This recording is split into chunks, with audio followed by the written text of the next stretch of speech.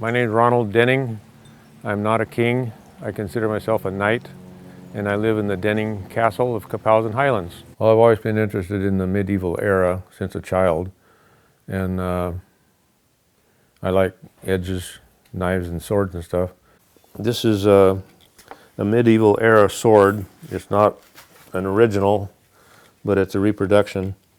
And in the movies, you hear the guys fighting with their swords. Well, with the modern day sword and the technology of the Germans, you would hear this. This is a drawing that I made of the castle I wanted to build, and it turned out quite similar to it. It's 5 stories high. Each floor is, well, the first 3 floors are 700 feet apiece. And then the other 2 floors are just towers and turrets that go up to over 70 feet high. It took 8 years to complete it. Tremendous cost overruns. Never built a castle before. I tell everybody this is a neighbor's dog I ran over with my truck. It's an Arctic timber wolf. These are solid oak circular stairs. Goes up 52 feet.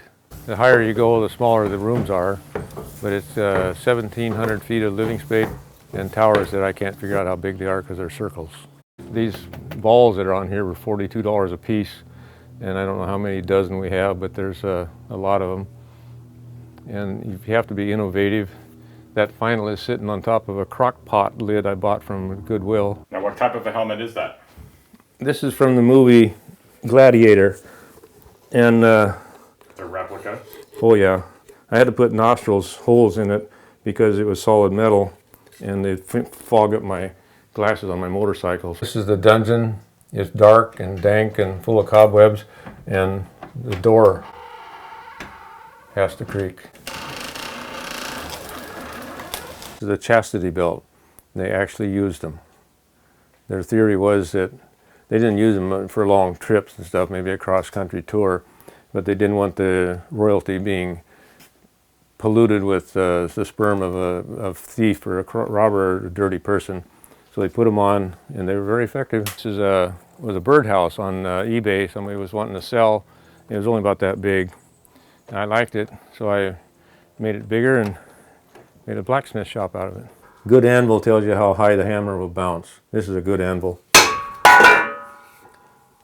Well, that's a bad guy, a politician that voted for the wrong person apparently. And then I fell down in February and broke my back. And I'm lucky to be able to walk. And the house has gotten to be too much for me now. It's a dream house. I was able to build it. My life has drastically changed. I have to change too. So I want to give it to somebody that can appreciate it as much as I do. There's nothing wrong with surrounding yourself with things you love. It's a heavily themed castle. It's not a home, it's a castle, but I made a home out of it.